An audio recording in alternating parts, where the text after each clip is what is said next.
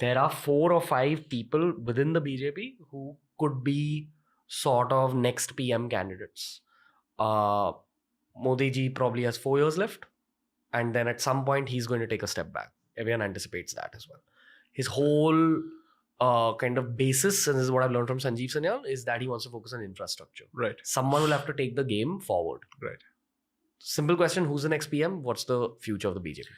When there is no opposition or quality opposition, the only opposition that can theoretically come from then is from within the society, where the society says we need one more, or from within the existing power structure. So this is a theoretical projection, not based on any first-hand knowledge and based on what has happened in the past. If that were to happen, I would see the gradual formation of what I call the Naram Dal and the Garam Dal within the BJP. The Naram Dal focuses only on infrastructure, investment, all this. The Garam Dal saying, pathrav ho raha hai, stone pelting ho raha hai, har Vande Bharat Express pe patthar pheke ja rahe hain. And you have people asserting themselves in the most vigilante fashions possible. And you're looking at illegal migration. You're looking at China. You're looking at the changing demographic balance in border districts, in close to 200 districts. Are we then creating Vikas, where a country with fantastic infrastructure is ripe for taking over? आप सब कुछ तैयार करके किसी और के हाथ में दे देंगे. Effectively, what's happening with Europe? First world infrastructure being handed over to third world immigrants, especially from the Middle East. Okay? Or even for that matter, from Pakistan specifically. Right? So if you have to look at a situation which you don't want, that situation is Europe, where you've got Vikas, but you have zero cultural moorings or civilizational identity anymore, thanks to their hyper focus on secularism, where they've killed their own identity and they don't have an identity to speak of. And when identity does not exist, the human consciousness will be filled with something else, because vacuum cannot exist. दिमाग खाली नहीं हो सकता है, कुछ ना कुछ होगा. Either it's gold or garbage. It's for you to decide, right? So this Naram Dal Garam Dal fight may at some point come to the fore, and that may result in changing the outlook of the party, or it could result in other possibilities. I hope it results in, let's say, a reorientation of the apparatus for a good reason, because it's now become a winning machine. Right? For the most part, with, of course, state-wise, they have lost a few. And with that traction momentum, I think it would be a tragedy if that momentum is cut short because of irreconcilable differences within on these aspects. So they have to start accommodating it. So somewhere I'd say a Yogi Ji's approach to law and order, okay? The continued insistence on infrastructure, right? Both these may have to go hand in hand. You have to realize that not only has Uttar Pradesh improved in the context of law and order from 2017, it's also done really well in terms of infrastructure, by the way. It's just that I think his branding is extremely intense for the left wing, that they push certain narratives. What's the population of Uttar Pradesh? 25 crores, close to that. Okay. But at 1.4 billion, you're looking at least 20 crores.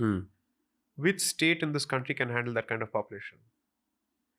And this is a state which is unfortunately previously called one of the Bimaru states. Bihar, Madhya Pradesh, Rajasthan and Uttar Pradesh. Right? He did not inherit a Gujarat. He inherited an Uttar Pradesh after Mayawati and Samajwadi Party. Right?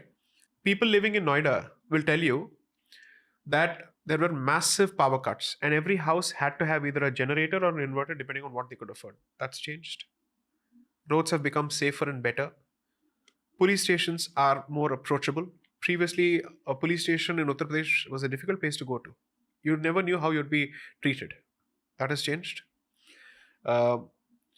Samsung wanted to move out of Noida because they weren't sure of how the new establishment would handle, let's say, investment.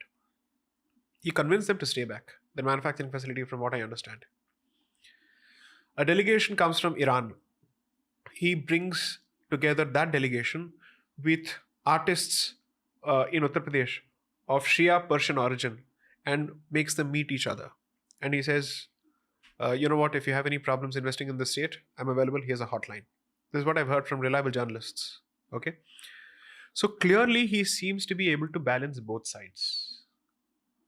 in a state like Uttar Pradesh with its huge legacy, let's not forget that Ram Janmabhoomi happened in Uttar Pradesh. Therefore, there are very clear communal tensions in the state in terms of legacy, what he has inherited. I would say, compared to that, his turnaround, it's one thing to actually do well in a state which already has a fantastic reputation for progress. But to do it in Uttar Pradesh, it's always been associated with what? The bad lands of India. Or the cow belt. What a pejorative thing to say about a country that civilizationally has a certain place of worship for cow. To use it as a pejorative, such a cow belt. Hindi heartland. Right? I'd say that the way of the future is to combine both sides. Infrastructure with a very clear position on law and order. Is he your pick for the next PM? I have no idea because I'd like to see how he goes in terms of his appeal beyond his home territory. Okay. He has to, because you see, there is going to be a Hindi barrier in Tamil Nadu, right? And he also wears the saffron, which I'm very happy about. Okay, I have no problems with it. I'd want to see how that translates to his ability to reach out to people. Then also is the important factor of his ability to handle international optics. Taiyari do level ki hogi. One is pan-India, the second is the global stage. Both. Which could be his weakness. I'm not saying it's a weakness. I'd simply say it's an area because you see, I'm someone who looks at it's a weakness if someone cannot work on it or does not have the ability to actually work on it. But if someone shows the ability to work on something, I'd say it's an area for work. Okay. That's how I'd put it. I don't have enough research or facts and figures to argue on the left's behalf. I'll tell you what the left will say. Encounter killings. Okay. That's what they'll latch on to. They'll say law and order. Ask the women folk or even men folk for that matter, or to use their language, the non-binary gender identity. Okay. If they're safer in Uttar Pradesh today compared to before. This right? I can validate because I've been to Uttar Pradesh a lot. This is the general narrative. Right. Safer than ever. Lucknow has become such a place to go to. It's brilliant. Hazratganj in Lucknow mimics Connaught Place in Delhi in terms of its architecture. What a happening place. Of course, I'm not going to say that let's use that as the basis for everything else. But other cities also. It's not as if this is one of those states where it has only a couple of cities to showcase. It's trying to do, so you have a Prayag, you have a Kashi, you have a Noida, you have a Lucknow. A lot of these cities, each of them is capable of generating a lot of income because they have traditional industries. Bhadoi, which is about 60 kilometers away from Varanasi, is known for being the carpet town of the world. Most carpets that go from Bharat have some contribution from that place. Similarly, several places have each, let's say, their own industries, their own legacy of industries. So it's actually a sleeping giant which is awakened. And Uttar Pradesh can turn around. The two states which, frankly speaking, are beautiful, culturally rich, and which have the resources. Bihar and Uttar Pradesh. Turn them around. Bharat will see greater strides towards progress on an overall level. One, because of the sheer size and the scale of the populations. I've not had the good fortune of going to Bihar, in fact. But everyone who's been there says, what a green and beautiful state. What is it that Bihar lacks in terms of resources? And let me challenge anyone when they say that Biharis don't have the IQ for it. No, not at all. Bureaucracy, they're fantastic. Engineering, they're bloody good at it. Yeah. They're probably the most high IQ community. Exactly. They're among the best. You need to go and find that high IQ when you interact with them. If you go to your railway depots, or let's say your IRSME establishment, which is where you manufacture your coaches and you repair, most of them are Biharis. They're bloody good at it. They don't believe in passing off communication skills as knowledge. So their emphasis is not on English, rightly so. They focus on core strengths, manufacturing sector. And IAS, there's a huge Bihar contribution there because they have a legacy contribution there. So these two states, I think, are to watch out for. Madhya Pradesh has turned around the agriculture sector brilliantly. And now it's focusing on industrial policy. Okay, I should know this. I'm the special counsel for the state government of Madhya Pradesh in the Basmati litigation. And I know how they've turned this around. I'm just coming from Indore. I had a lecture last evening at Ujjain. Enlightened students, youngsters, culturally rooted, very proud of their civilizational origins, their religious origins. and eager and keen to perform and show that do not associate Madhya Pradesh with the Chambal Valley of the past. They come with that kind of zeal and ambition. So what is stopping them? If there are right opportunities provided, these three states, huge, large, resource-rich, can turn the India story around, the Bharat story around, fully. By selling things to the rest of the world. Yes. You know, one of the things that's undertapped is what I call the branding economy from the perspective of intellectual property. I'll give you a simple example. Sure. What do you think of France when you think of, let's say, foods, liquids, champagne? Yeah. Right? Scotland, you're looking at Scotch whiskey, right? Or the the tweed jackets, on and so forth, right? Why?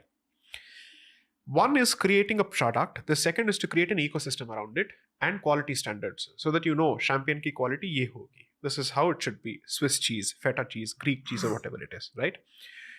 During World Trade negotiations, these countries were fighting for rights over spirits and cheeses because that's their primary industry. Each of these states has such products to offer across the board on the manufacturing side as well as on the agriculture side. If you were to actually create a brilliant branding economy and quality control economy for each of these things, you are ensuring that the local population stays there. What does that do? Stops the local population from running to cities and crowding cities. The local brain drain. Exactly. Because then there's so much of stress on the cities and people are leaving the villages. That leads to all kinds of problems. So if you're able to give them enough empowerment and enough enabling metrics which give them incentive to stay back, thrive. When people are watching TV, what are they looking at? Delhi aisa hota hai, Mumbai aisa hota hai. Agar wahan jaane ki zarurat na padi, and people say we'll stay here, we'll turn this into a different place altogether. That's the trick. And so local branding of the economy and giving it a foothold and let's say the support that the state can is where I think the entire trick is. Madhya Pradesh has started doing it. Yeah. The entrepreneurial perspective here is that I think a bunch of generations have missed out on marketing 101s and branding 101s there. Probably this new under 16, under 14 generation is They're learning picking the up game. Correct. because of AJIO, because of YouTube, just the internet reaching there. So the startup culture has gone to the tier 2 and the tier 3 cities. Yeah. And using their traditional strengths. It's not as if they're suddenly talking about apps. They're talking about startups for their karigari, for their carpets, for let's say whatever they manufacture locally.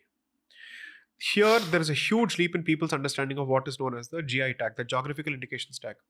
Like Kanchipuram silk, basmati rice, right? That tag is what gives it value. If you remove the basmati tag from the rice, it sells at 500 rupees per quintal. If you add it, it's 1,500 bucks. That's the difference. That is the importance of branding. I would have asked you how you actually solve this problem of teaching people branding and marketing, but I think it's happening Right. through the internet. Correct. So it's kind of a function of time. There are rough edges, but they learn. Yeah, goes to show why Shark Tank India has taken off so much. Right, There's right. actually that much interest in Correct. raising money. I just etc. hope, or at least I wish it weren't as elitist as it is. Shark Tank? Yes. What's your criticism? I think some of the judges could perhaps lower their snobbery. You want to And- take names? No, Okay. because names take away attention from the content. Okay. Fair. I'm interested in the issue. Fair. I'm saying it's a good idea. You have a great platform. You can actually help build the India story from a startup perspective. Maybe park your elitism aside for a while. I'm not accusing everyone, some. And hope to actually encourage people a bit more, especially those who may not have the grooming skills or the social graces that you expect of them. Yeah. That's it. So if you enjoyed this video, make sure you check out this playlist for more videos just like this. It's the Artist Clips.